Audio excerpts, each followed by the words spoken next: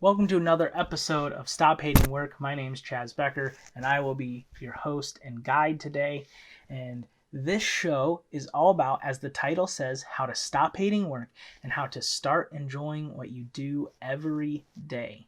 And so, the question we're going to answer today is, how do I not live hurried? In our world today, the answer to the question, how have you been doing? The answer is busy. We wear busy like a badge of honor, and heaven forbid you're not busy, then you're just lazy.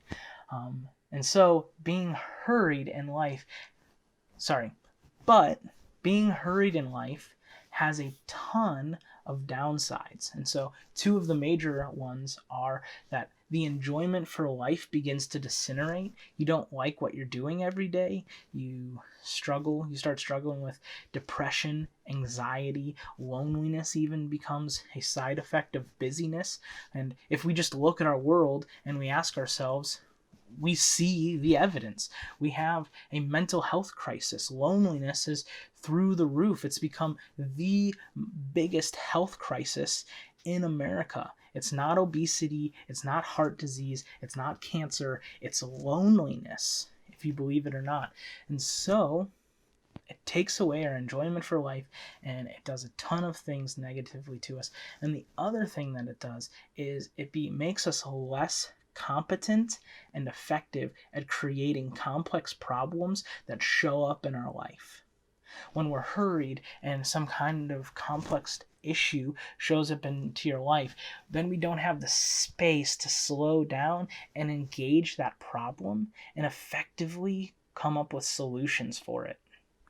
And so, right there, I think those are just two that we could talk about forever, about why you need to slow down and be less busy and hurried in life, is so that you can enjoy your life and you can solve the complex issues that always come into your life. So, the rest of this episode is going to be about my 2 tips, just 2, on how to have a less hurried life.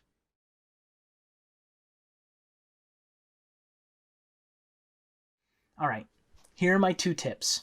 Well, maybe it's 4, but who's counting? The 2 tips are: 1, developing a purpose statement and personal values. So together that's 1.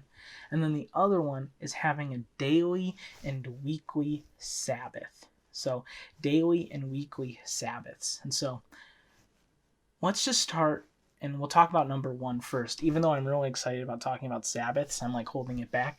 Let's start with the first thing. So developing a purpose statement and personal values.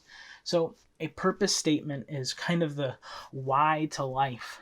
One of my favorite authors on this is Simon Sinek. He wrote a book, Start With Why, and then How to Find Your Why, or something like that. But Simon's done some great work in this, and so I'm super grateful for him and even the influence he's had from a distance in my life in this area. But why I think having a purpose statement really helps us in slowing down and having a less hurried life is it allows us to put things in perspective, and it gives us the ability to say, okay, this is important or this isn't important, and we get to engage over those things. And so having a purpose statement creates for you priorities in life, and these priorities are huge. They're super important in helping us decide what kind of decisions we should be making. So then there's your personal values. And so you now have a mission, you have a purpose behind your life, but then you say, this is how I act. This is how I engage with the world. These are the personal values that I have that help me engage the world around me. So to give you an example, my purpose in life is to glorify Jesus through making his world more enjoyable. All right, so I'm a man of faith, and so I want to give all of the glory back to my God. And to do that, I feel called and created to make the world a more enjoyable place. And so that is my mission, and particularly in the world of work. That's something that's really important to me. I just see that there's so much despised to something that I think it should be one of the great gifts of life. And so then in terms of my personal values, one is to have integrity. I want to be a man of integrity who seeks high, personal moral character, but also as someone who seeks the justice of the world, and I do what's right for other people. And so I want to be a person of high character and integrity.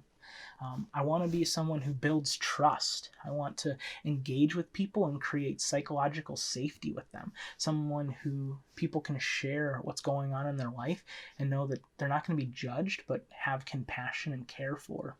And the other one is I want to seek joyful engagement for myself. I want to use my strengths, and I want to get to do what I love every day. And so if I'm not getting to do those things, then I know that I need to start thinking through some other ways of how do I perpetuate my mission forward. If I'm not seeking joyful engagement, how can I help other people do that, right?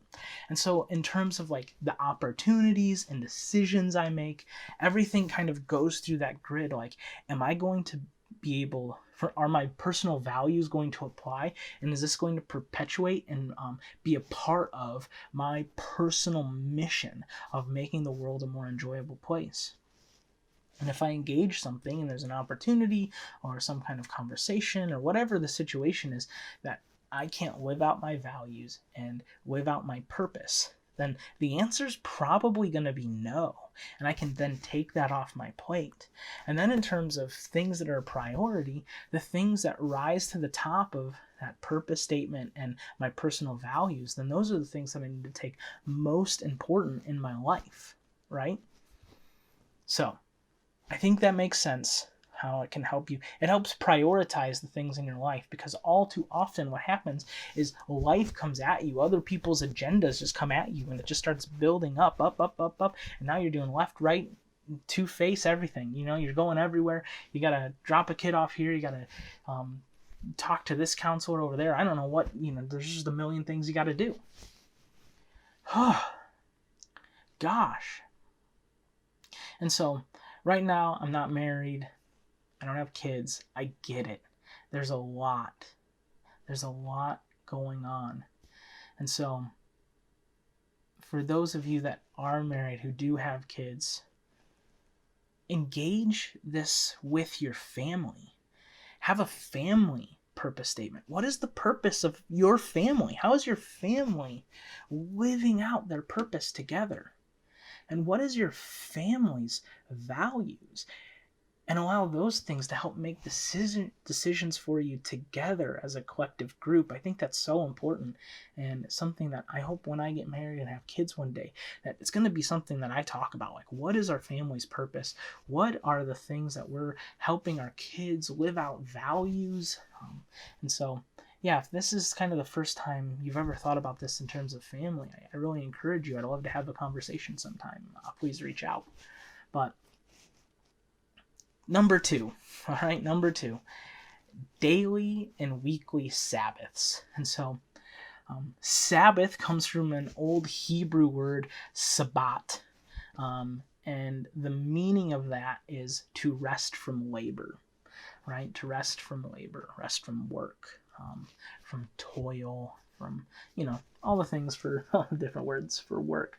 But it's an idea of rest, and to slow down and to smell the roses, to enjoy life.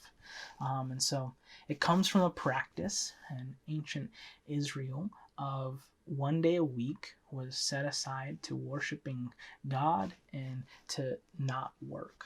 And that's perpetuated forth into the Christian tradition. But I think there's a ton of just conventional wisdom in having a Sabbath. And so one is daily Sabbaths. Are you setting aside 2 to 3 hours where you're not laboring? Are you setting aside just an hour to complete rest every day? That there's just space in your day that says, I'm not going to work.